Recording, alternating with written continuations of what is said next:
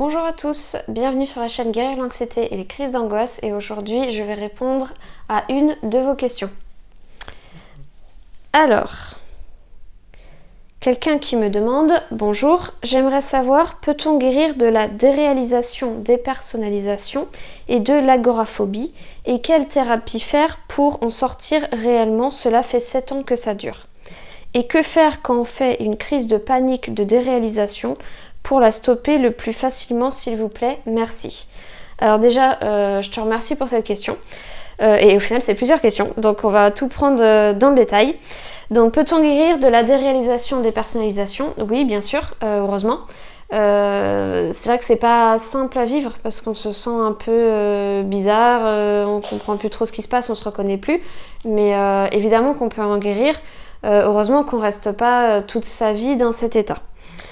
Deuxième question, peut-on guérir de l'agoraphobie? Oui, évidemment, là c'est pareil, heureusement qu'on peut en guérir. Donc l'agoraphobie, pour rappel, c'est... souvent on dit qu'en fait c'est la peur de la foule, mais à vrai dire c'est pas vraiment ça, c'est plutôt la peur de faire une crise d'angoisse ou la peur de faire un malaise, en fait d'avoir un problème dans la foule.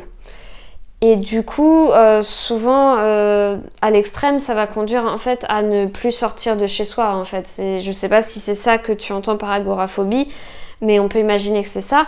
Et même si aujourd'hui tu ne sors plus de chez toi, oui, c'est possible d'en guérir. Et en fait, via des expositions graduelles, en fait, pour sortir de plus en plus de ta zone de confort. Troisième question, quelle thérapie faire pour en sortir réellement?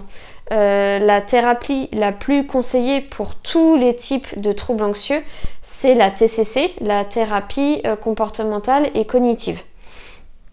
En fait, c'est, je crois, la seule thérapie prouvée pour les troubles anxieux et en fait, ça se base sur plusieurs choses, mais notamment sur le fait déjà de s'éduquer à l'anxiété, s'éduquer à ce qui se passe, sur le fait de remettre en question ses pensées et ses croyances et surtout sur le fait de s'exposer à ses peurs. En fait, ça se base vraiment là-dessus, c'est le plus important dans la TCC.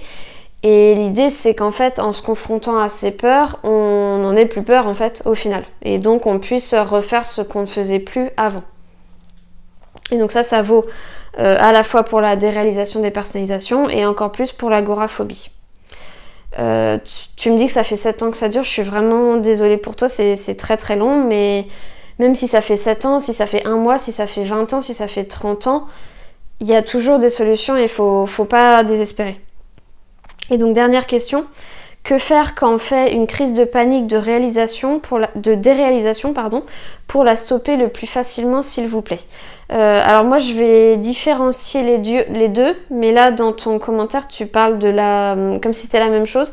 Je vais différencier, je vais d'abord commencer par la crise de panique. Donc la crise de panique, également appelée crise d'angoisse ou attaque de panique. En fait c'est vraiment une survenue très brutale et très forte d'anxiété. Beaucoup plus que dans l'anxiété généralisée, on peut avoir cette impression qu'on va mourir, une impression qu'on doit absolument s'enfuir de là, une impression qu'on va perdre le contrôle en fait. C'est vraiment très très puissant, c'est très très fort, c'est vraiment la peur à l'état pur, moi j'aime m'appeler ça comme ça.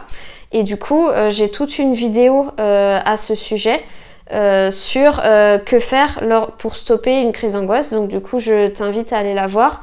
Et en fait, c'est basé sur une méthode d'un psychologue irlandais qui fonctionne très bien chez moi et chez d'autres personnes que j'ai coachées et accompagnées. Donc, je t'encourage vraiment à tester. C'est pas la technique miracle, mais presque en fait. Et donc, pour le lien, par ici. Et alors après, pour une crise de déréalisation, donc je sais pas si tu dis ça dans le sens que quand tu fais une crise de panique, tu es en déréalisation peut-être. Donc on a parlé du coup de la crise d'angoisse, peu importe les symptômes, comment on la stoppe. Et pour la déréalisation, là c'est un peu plus complexe en fait, ça va pas se stopper d'un coup parce qu'en fait l'attaque de panique c'est tellement une survenue brutale que au bout d'un moment ça s'arrête en fait, puisque c'est pas possible, le corps peut pas rester au-delà de 20-30 minutes dans un état pareil d'adrénaline extrême en fait. Donc du coup ça va finir par s'arrêter quoi qu'il arrive. Par contre, la déréalisation, ça peut rester en fait beaucoup plus longtemps.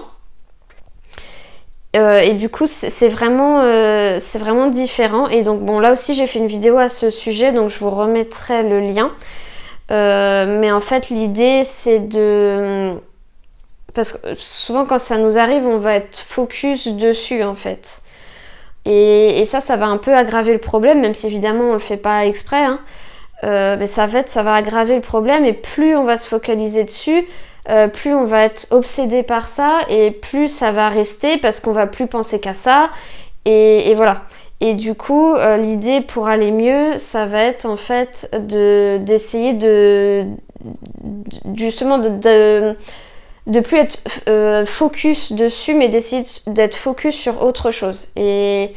Et en fait, du coup, on va être plus sur des notions d'acceptation, de vivre l'instant présent, d'être dans un ancrage, en fait, de revenir à ce qui se passe devant nous, dans notre environnement, et essayer vraiment de plus trop penser à la déréalisation. Et en fait, c'est comme ça qu'avec le temps, et en étant dans l'acceptation, que ça va finir, en fait, par disparaître.